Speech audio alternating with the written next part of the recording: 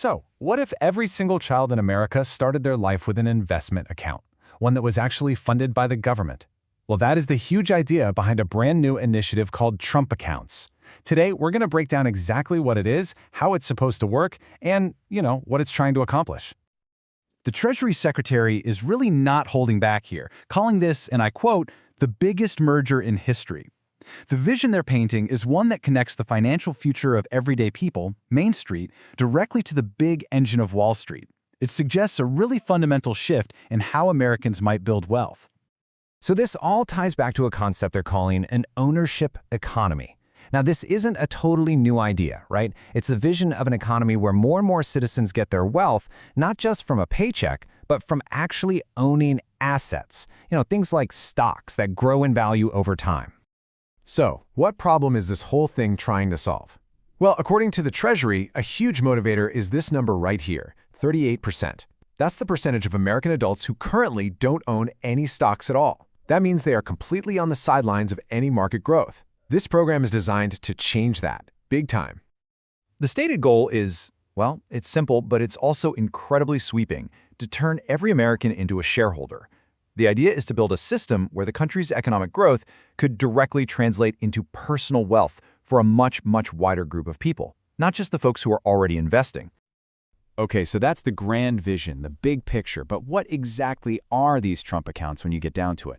Let's break down the mechanics. At their very core, Trump accounts are defined as tax-advantaged investment vehicles for anyone under 18. The whole structure is designed from the ground up to build a financial foundation for young Americans, basically from the day they're born. And the setup is pretty straightforward. First, the account legally belongs to the child.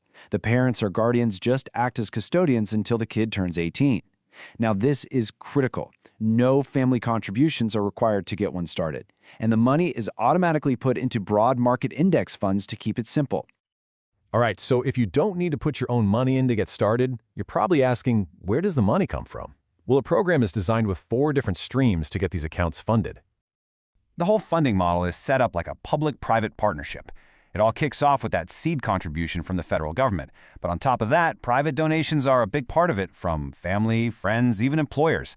Then there's a major push for large-scale philanthropy. And finally, they're calling on state governments to chip in as well. And just to give you a sense of how big that philanthropic part is, Susan and Michael Dell have already pledged an incredible $6.25 billion. It's being called the single largest private commitment to U.S. children in history.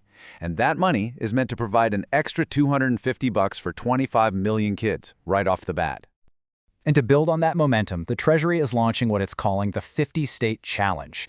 It's basically a call to action, trying to get philanthropists in every single state involved.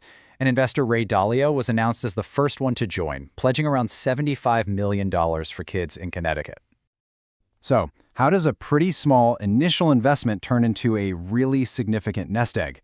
The entire concept, the whole shebang, hinges on the power of time and compound growth. And let me tell you, the long-term projections are pretty remarkable. For the kids who are eligible, the whole journey starts right here, $1,000.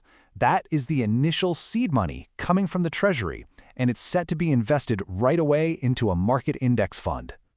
And this is where the power of time really just flexes its muscles. Based on the historical average return of the S&P 500, that initial $1,000 deposit, if you just leave it untouched, is projected to grow to over $600,000 by retirement age. I mean, that's with zero additional contributions. Wild. But what happens if you do add more money over time? Well, the numbers get even crazier. The projections show that even with just that initial seed money, the account could be worth almost $6,000 by the time the kid turns 18. Now add just $250 a year, and that number jumps to over $20,000. And for families who can contribute the max, that account could be worth an estimated $380,000 by high school graduation. But according to the speakers at the announcement event, this program isn't just about the final numbers on a spreadsheet. It actually has some much broader societal goals that they're hoping to achieve.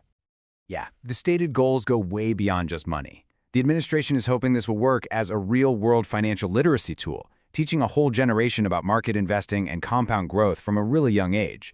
By giving every child a, quote, material stake in the system, the aim is to make future goals like buying a home more accessible and ultimately to help narrow the wealth gap between the haves and have-nots.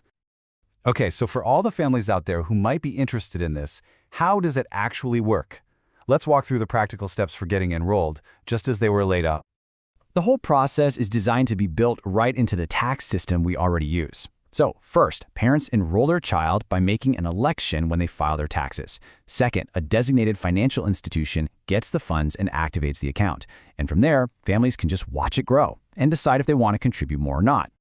And for all you parents, this is the key detail you need to remember. To claim that initial investment, you're going to need to use IRS Form 4547 when you file your taxes. This was the specific form they highlighted to get the whole process started.